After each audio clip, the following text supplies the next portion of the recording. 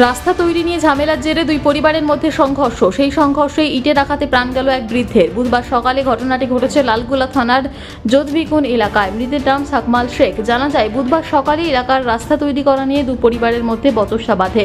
তা চরম আকার ধারণ করে। এক পর্যায়ে দুই পরিবারের মধ্যে সংঘর্ষ বেঁধে যায়। ইট পাথর ছোড়াছুড়ি শুরু হয়। তখনই সাকমাল শেখ নামে এক বৃদ্ধের বুকে ইটের আঘাত লাগে। এর ফলে সে মাটিতে লুটিয়ে পড়ে। তড়িঘড়ি ওই বৃদ্ধকে ভগবানগোলার কানাপুকুর হাসপাতালে পাঠানোর ব্যবস্থা করা হয়। তবে হাসপাতালে পৌঁছানোর আগে রাস্তায় ওই বৃদ্ধ মারা যায়। পরবর্তীতে লালগোলা থানার পুলিশ মৃতদেহ উদ্ধার করে নিয়ে যায় এবং ময়না তদন্তে পাঠানোর প্রক্রিয়া শুরু করে। পুলিশ পুরো ঘটনার তদন্ত শুরু করেছে। বিধান থেকে উঠলাম, দেওয়া তো ঝামেলা হয়েছিল, ঝামেলা হইতে হইতে ওই মাটি কাটালে, ওখানকার মাটি কাটালে ওরা কালকে ছিল না, ওই বাড়ি ওই মাইনুলেরা কালকে বাড়িতে ছিল না, খানা খেতে গেছিল, কালকে ছিল না, আজ সকালে মাটি গাঁকে আমার কাটা ওদিকে ফেলে দিয়েছে। দিয়ে তো এলে সব কাজে কাজা হইতে লাঠি কাজা হইতে হইতে মুখোমুখি হলে চুপে গেল।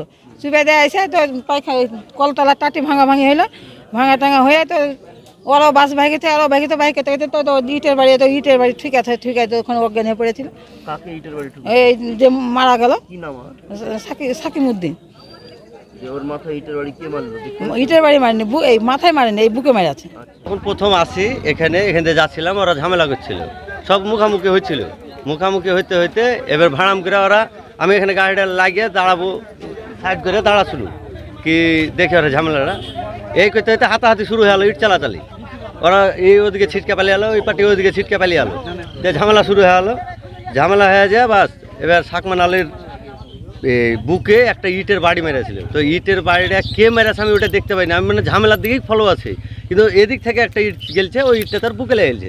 এবার ও একটা ইট তুলছিল, এবার ওই ইটটা তুলে খাড়াও হলো, খাড়া হওয়ার পরে যে ওখানে যা পড়ে গেছে আমি সেটাও আমি দেখিনি। তারপরে দেখছি তো ওর বাড়ি আলি কাঁদছে, কাঁদার পরে এবার সবাই মিলে গেল ধরলো, ওরা ওর দিকে পালিয়ে গেলো, ছিটকে যে যেদিকে পারলো।